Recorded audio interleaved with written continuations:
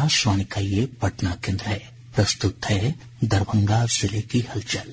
इसे पेश कर रहे हैं हमारे संवाददाता मणिकांत झा। दरभंगा जिले में रंगों के त्योहार होली को लेकर उत्साह और उमंग का माहौल है। बाजारों में रंग, गुलाल, अबीर और तरह तरह की पिचकारियों की दुकानें सजी हैं। बच्चों और युवाओं में खास उत्साह देखा जा रहा है। गली मोहल्लों और चौक चौराहों पर डफली और ढोल की थाप पर फाग और जोगिरा गाए जा रहे हैं। विभिन्न सामाजिक और सांस्कृतिक संगठनों द्वारा होली मिलन समारोह का आयोजन भी किया जा रहा है, जहाँ लोग एक दूसरे को अबीर गुलाल लगाकर बधाई दे रहे हैं, वहीं होली गीत गाकर मगन हो रहे हैं। आज होलिका दहन के अवसर पर जिले के हजारों स्थानों पर विधि विधान से पूजा अर्चना कर होलिका दहन किया जा रहा है। वहीं होली और रमजान को देखते हुए जिला प्रशासन पूरी तरह सतर्क है। 2 मार्च से 5 मार्च तक जिले में 500 से अधिक स्थानों पर दंडाधिकारियों और पुलिस बल की तैनाती की गई है। संवेदनशील स्थानों पर विशेष निगरानी रखी जा रही है। शांति व्यवस्था बनाए रखने के लिए डीजे बजाने पर पूर्ण प्रतिबंध लगाया गया है और गश्ती दल भी सक्रिय है।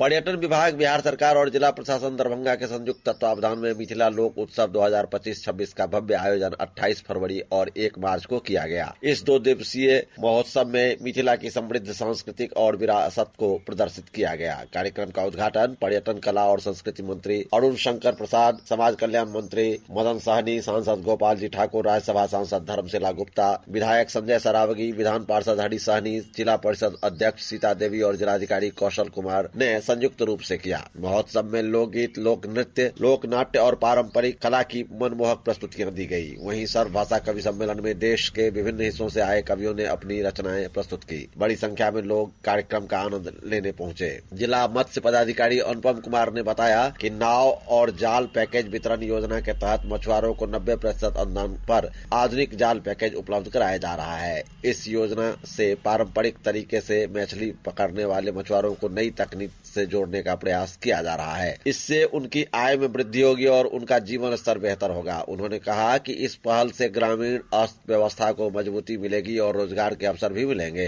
इधर जिले में जीविका की ओर से वृद्धजनों के सशक्तिकरण की दिशा में महत्वपूर्ण कदम उठाया गया है। जिले के सभी प्रखंडों में वृद्ध महिला और पुरुषों के स्वयं सहायता समूह बनाए जाएंगे। इन समूहों के माध्यम से उन्हें सामाजिक सुरक्षा योजनाओं, स्वास्थ्य सेवाओं और छोटे रोजगार से जोड़ा जाएगा। इसका उद्देश्य वरिष्ठ नागरिकों को सम्मानजनक और आत्मनिर्भर जीवन उपलब्ध कराना है। जिले में 14 मार्च 2026 को आयोजित होने वाले राष्ट्रीय लोक अदालत को लेकर जागरूकता अभियान चलाया जा रहा है। जिला और अपर सत्र न्यायाधीश प्रथम संतोष कुमार पांडे ने प्रचार रथ को हरी झंडी दिखाकर रवाना किया। उन्होंने बताया कि राष्ट्रीय लोक अदालत में लोग आपसी समझौते से अपने लंबित मामलों का निपटारा कर सकते हैं। लोक अदालत का निर्णय अंतिम होता है और इसके विरुद्ध अपील नहीं की जाती है। इससे समय और धन दोनों की बचत होती है तथा आपसी संबंध भी बेहतर बने रहते हैं। जिले में कृषि विभाग द्वारा आयोजित कृषि यांत्रिकरण मेले में आधुनिक कृषि उपकरणों की प्रदर्शनी लगाई गई और किसानों की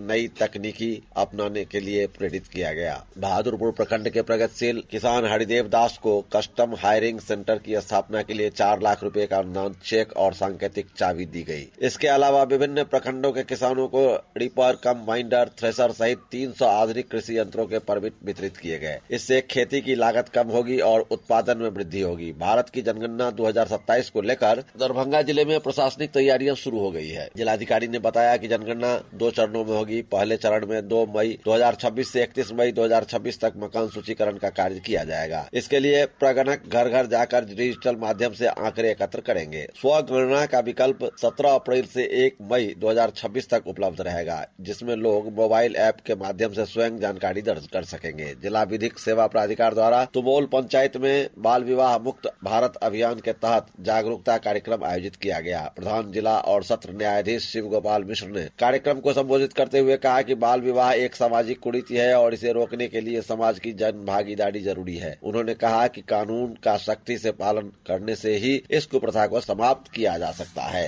इधर जिलाधिकारी कौशल कुमार की अध्यक्षता में राष्ट्रीय सहकारी शक्कर कारखाना संघ नई दिल्ली की टीम के साथ बैठक आयोजित की गई। बैठक में रैयाम दरभंगा चीनी मिल को सहकारिता मॉडल पर पुनः चालू करने की संभावनाओं पर विस्तार से चर्चा हुई। इस मॉडल में स्थानीय किसानों की भागीदारी सुनिश्चित की जाएगी, जिससे उन्हें उत्पादन और लाभ में हिस्सेदारी मिलेगी। इससे क्षेत्र में रोजगार के अवसर बढ़ने और आर्थिक गतिविधियों को गति मिलने की उम्मीद है। अभी आप सुन रहे थे दरभंगा जिले की हलचल इसे पेश कर रहे थे हमारे संवाददाता मणिकांत झा।